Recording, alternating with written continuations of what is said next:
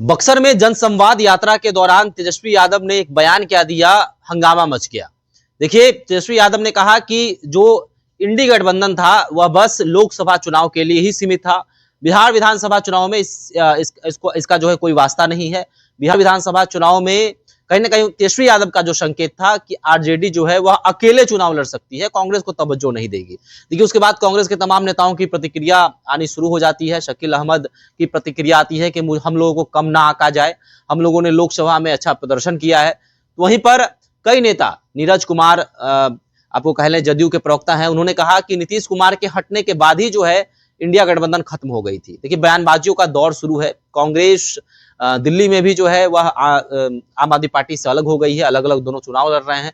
तो बिहार में भी अब खबर है कि क्या कांग्रेस अलग थलग गई है। देखिए, तमाम मुद्दों पर बातचीत करने के लिए मेरे साथ पूर्व आईपीएस ऑफिसर अमिताभ दास सर मौजूद हैं। सर, क्या कांग्रेस अलग थलग पड़ गई है बिहार में भी, दिल्ली में भी, और तेजस्वी यादव भी क्या सोच रहे हैं कि बिहार विधानसभा चुनाव 2020 में हमारी पार्टी जो है सबसे बड़ी पार्टी बनी थी और कांग्रेस को हम लोगों ने शायद अधिक सीटें दे दी थी। नहीं नहीं, अलग थलग कांग्रेस नहीं पड़ी है। अभी जो पिछले साल 4 जून को मतगणना हुई, उसके बाद तो कांग्रेस पार्टी एक मजबूती के साथ उभरी है और पिछली लोकसभा से इस लोकसभा में उसकी सीटें लगभग दुगनी हो गई है। पिछली लोकसभा में 51 सीटें थी, इस बार 100 से ऊपर सीटें हैं और राहुल गांधी विपक्ष के नेता हैं, बाकायदा एक संवैधानिक पद पर है। अलग थलग नहीं हुई है कांग्रेस पार्टी। और कांग्रेस पार्टी अभी भी इंडिया गठबंधन की जो है धुरी, आप उसको कह सकते हैं। इंडिया गठबंधन का सबसे बड़ा पार्टनर कांग्रेस ही है, बाकी पार्टियां हैं, लेकिन धुरी वही है। और ये जो तेजस्वी का बयान है, देखिए इसको गंभीरता से नहीं लेना चाहिए। देखिए, बिहार में जो इंडिया गठबंधन है, सभी जानते हैं राजद उसका सबसे बड़ा घटक है, क्योंकि कांग्रेस तो बिहार में राजद से कमजोर पार्टी है। राजद सबसे बड़ा घटक है, लेकिन उसमें कांग्रेस भी है और वामपंथी पार्टियां भी हैं। तो उसके बाद और हो सकता है मुकेश सहनी भी हो अभी। ऐसे तो वो इधर से उधर लुढ़कते रहता है, लेकिन हो सकता है आज की तारीख में वीआईपी भी हो। तो देखिए, ये जो तेजस्वी यादव ने जो बयान दिया है, इसको मैं पैंतरेबाजी के रूप में देखता हूँ, प्रेशर पॉलिटिक्स। क्योंकि देखिए, 10 महीने बाद बिहार में चुनाव है, टोटल 243 सीटें हैं बिहार में। तो उसके पहले क्या होगा कि इंडिया गठबंधन के अंदर सीटों का बंटवारा होगा, है ना।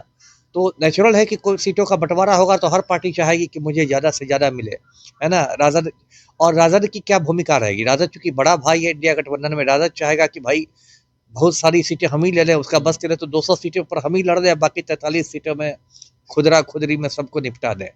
तो ये एक तरह की इसको पैंतरेबाजी है। देखिए, तेजस्वी की अभी स्थिति इतनी मजबूत नहीं है कि वो कांग्रेस के बिना और इसके बिना चल सके।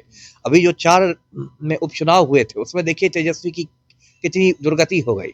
बेलागंज जो राजद की सीट थी, उसमें बुरी तरह से राजद पार्टी हारी। आप इसमें ले लीजिए रामगढ़, रामगढ़ जो राजद की सीट थी, उसमें बुरी तरह से राजद हार गई।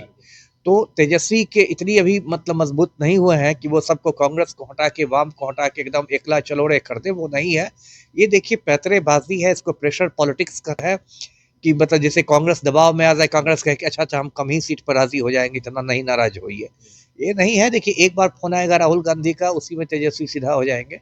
ये सब कहने की बात है। और गठबंधन जब बना था इंडिया गठबंधन, उसमें ये नहीं था कि भाई ये लोकसभा चुनाव का ही गठबंधन है, ये तो कहीं नहीं था। वो तो चुनावों के लिए गठबंधन बना था, लोकसभा चुनाव, विधानसभा चुनाव, उपचुनाव सब आते हैं।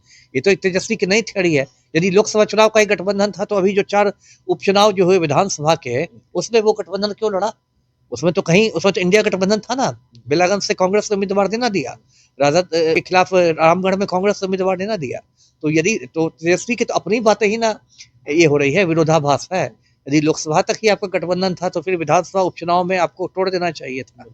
तो इसलिए ये सब देखिए, इसको गंभीरता से नहीं लीजिए, सब पैंतरेबाजी है, समय रहते सब लाइन पर आ जाएंगे। क्या पप्पू यादव के कारण भी तेजस्वी ऐसा बयान दे रहे हैं? क्योंकि पप्पू यादव का कद कहीं ना कहीं कांग्रेस के लिए जो है बढ़ रहा है धीरे धीरे। कांग्रेस का झंडा लेकर वो चल रहे हैं, कांग्रेस की बातें कर रहे हैं, तारीफ करते हुए नहीं थक रहे हैं। कांग्रेस पार्टी में भी है वो अभी, क्योंकि चुनाव हालांकि निर्दलीय उन्होंने लड़ा था। तो क्या लग रहा है कि तेजस्वी यादव को यह डर सता रहा है कि पप्पू यादव कांग्रेस में रहकर एक चेहरा बन सकते हैं कांग्रेस के लिए? पप्पू यादव तो ऑलरेडी चेहरा बन गए। पप्पू यादव ने, दर्शकों को बता दूं, उनकी अपनी पार्टी थी जाप, जन अधिकार पार्टी। जाप का उन्होंने लोकसभा चुनाव के 1-2 महीना पहले विलय कर दिया कांग्रेस में। संयोग से ऐसी परिस्थिति बनी कि वहां से टिकट उनको नहीं मिला, वहां से बीमा भारती बीच में खड़ी हो गई, तो वो निर्दलीय खड़ा हो गए और जीत भी गए निर्दलीय। लेकिन अभी भी आप उनको कांग्रेस का ही मान के चलिए। उन्होंने जीतने के बाद भी प्रियंका गांधी से मुलाकात की थी, कांग्रेस के ही वो मान के चलिए। वो तकनीकी रूप से ये नहीं है, बस हो सकता है। और तेजस्वी यादव ने तो लोकसभा चुनाव में पूरी ताकत लगा दी थी पप्पू यादव को हराने की, सब जानते हैं। लेकिन अभी तो देखिए एक नया ही एक फैक्टर हो गया है, वो फैक्टर है प्रशांत किशोर फैक्टर, जिसकी वजह से तेजस्वी और पप्पू यादव फिर नजदीक आते दिख रहे हैं। क्योंकि पप्पू यादव में भी कहीं ना कहीं तेजस्वी प्रशांत किशोर के उदय से घबराहट है और तेजस्वी यादव में भी कहीं बौखलाहट है। इसलिए कल जो प्रस्तावित है बिहार बंद 12 जनवरी को, वो तो पप्पू यादव ने उसका आह्वान किया है, लेकिन मुझे लगता है कि शाम होते होते उसमें राजद का भी समर्थन आ ही जाएगा। तो पप्पू यादव फैक्टर अभी थोड़ा कुंद हो गया है। एक समय था जब तेजस्वी यादव को पप्पू यादव से खतरा लगता था, कहीं बिहार में यादवों का नेतृत्व तो पप्पू यादव के पास ना चला जाए लालू परिवार से निकल के। लेकिन अभी जो एक प्रशांत किशोर फैक्टर आया है, तो मुझे लगता है इसमें तेजस्वी और पप्पू फिर करीब आ रहे हैं। जी सर, एक और चर्चा है कि एनडीए में टूट की खबर तो आ ही रही थी, लेकिन महागठबंधन में तेजस्वी के बयान के बाद टूट की खबरें आने लगी। तो अगर क्या थर्ड फ्रंट भी बन सकता है पार्टियों का? क्योंकि खबर ये भी है कि पप्पू यादव, प्रशांत किशोर, एआईएमआईएम, वाम, ये आईपी गुप्ता जो घूम रहे हैं पान समाज के लिए, वो ये तमाम नेता जो है मिलकर एक थर्ड फ्रंट बनाकर बिहार विधानसभा चुनाव में उतरे। थर्ड फ्रंट तो लगता है मुझे पिछली बार भी बना था, 2020 में भी बना था, लेकिन उसने कुछ मतलब ये तो नहीं किया कुछ। मुझे उस समय भी लगता है जो ओवैसी की पार्टी है AIMIM, और जो उपेंद्र कुशवाहा की पार्टी है, और लगता है बहुजन समाज पार्टी भी है। देखिए बिहार में आज की तारीख में मैं थर्ड फ्रंट के लिए कोई जगह नहीं देखता हूँ, कोई स्पेस नहीं है। और प्रशांत किशोर ने बार बार ऐलान किया है कि हम 243 के 243 सीटों पर लड़ेंगे, तो ऐसे ही सब जगह ताल ठोक रहे हैं। और ठीक है, आप ओवैसी की पार्टी है, वो भी बिहार में मेनली सीमांचल तक ही सीमित है, किशनगंज और आसपास के इलाकों में।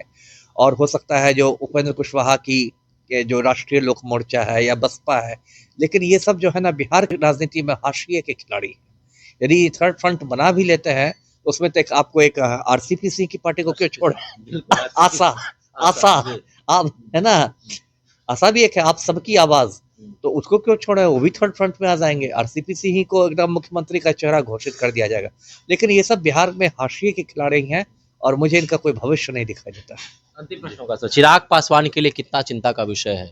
चिराग पासवान बोल तो रहे हैं लेकिन मुखर होकर सामने नहीं आ रहे हैं ना। बीपीएससी मुद्दे को लेकर वह सड़क पर उतरे, दिल्ली में है, मीटिंग कर रहे हैं, लोगों से मिल रहे हैं, कार्यालय में बैठे हुए हैं। चिराग पासवान को लेकर हाजीपुर में उनके संसदीय क्षेत्र में तो नाराजगी है ही, लेकिन चिराग पासवान की क्या टेंशन बढ़ने वाली है?